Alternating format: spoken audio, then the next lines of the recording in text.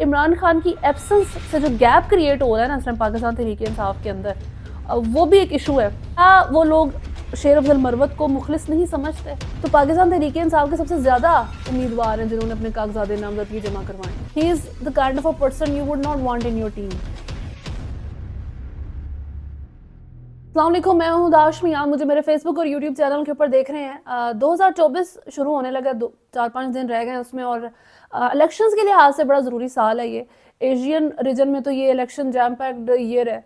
Indonesia, India, Pakistan में elections हैं, even USA में भी इलेक्शंस हैं, लेकिन वो लेटर इन द ईयर है, नवंबर में जाके हैं। ये एशिया में तो जो है ये अर्ली मंथ्स में ही हो जाएंगे साल के।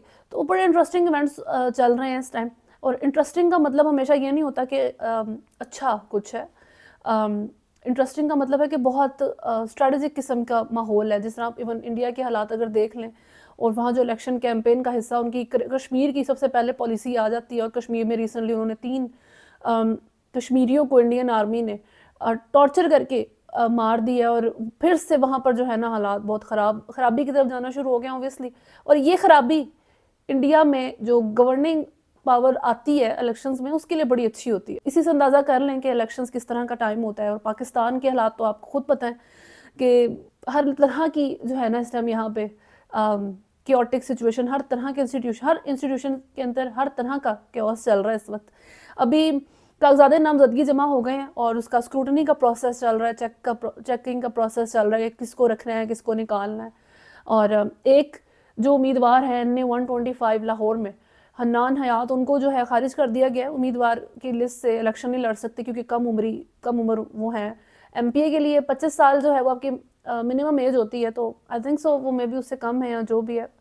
बट बहरहाल इम्पॉर्टेंट इस सारी चीज़ में ये है कि पाकिस्तान तहरीक इंसाफ है जो, वो बहुत ज़्यादा मसला उनको था इस चीज़ से कि उनके उम्मीदवारों को मसले किए जा रहे हैं, उनसे कागजात नामजदगी छीन लिए जाते हैं और गिरफ्तार कर लिया जाता है। और ऐसे जो भी उनके में शिकायत दर्ज करवाई हैं इलेक्शन कमीशन में भी और कोर्ट में भी, सुप्रीम कोर्ट में भी उन्होंने कहा है।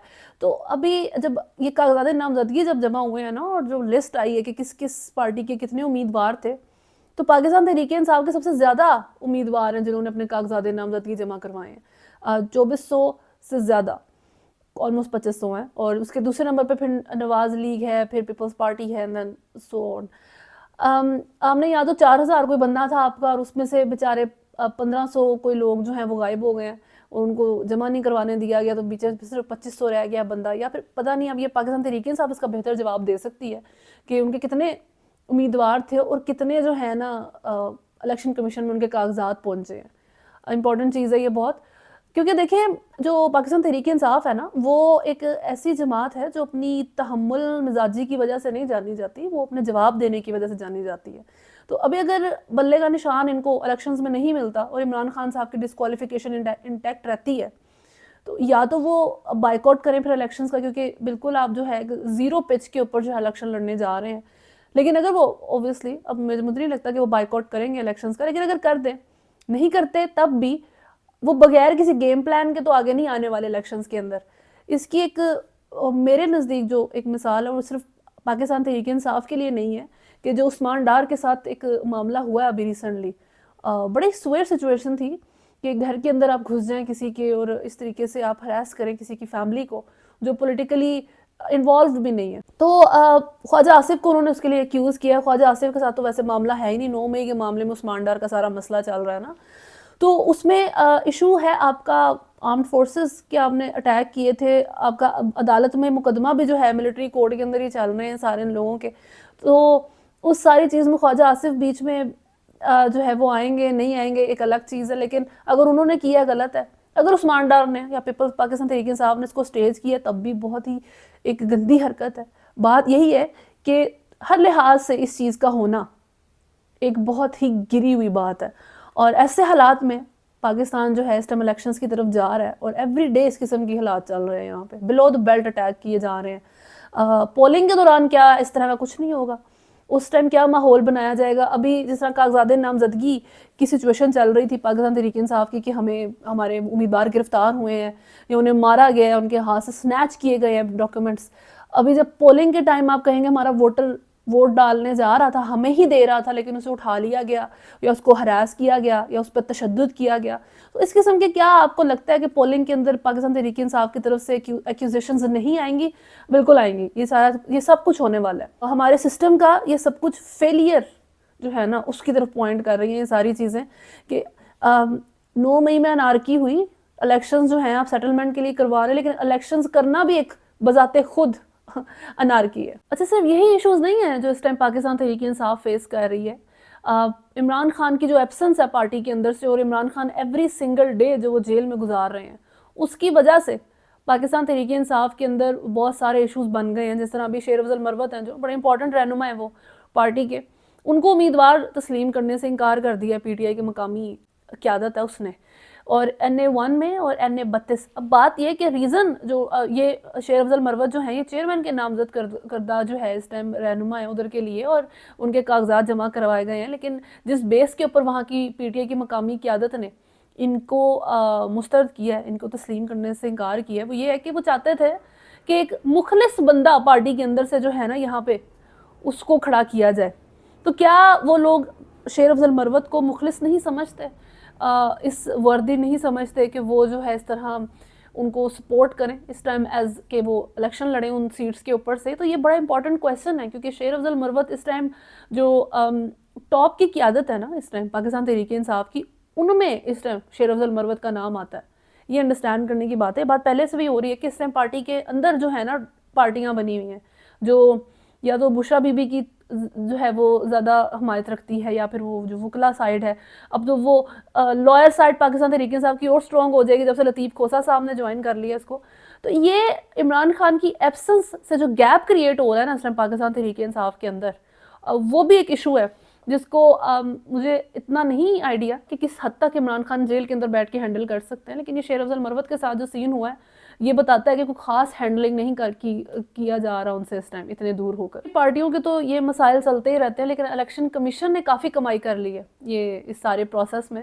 मुल्क भर से उम्मीदवारों के कागजात नामजदगी जमा होने पर इलेक्शन कमीशन ने फ़ीस की मद में 65 करोड़ 60,20,000 से ज़ायद रकम वसूल की है। ये राउंड अबाउट फिगर्स हैं। रिपोर्ट्स के मुताबिक इलेक्शन कमीशन को फ़ीस की मद में कौमी असम्बली के कागजात नामजदगी में 24 करोड़ 96 लाख रुपए से ज़ायद रकम वसूल हुई है। सूबाई असम्बलियों के कागजात नामजदगी में जी 40 करोड़ 60 लाख रुपए से ज़ायद वसूल हुए हैं। पता नहीं हमारा कर्जा क्यों नहीं उतरता मुल्क का।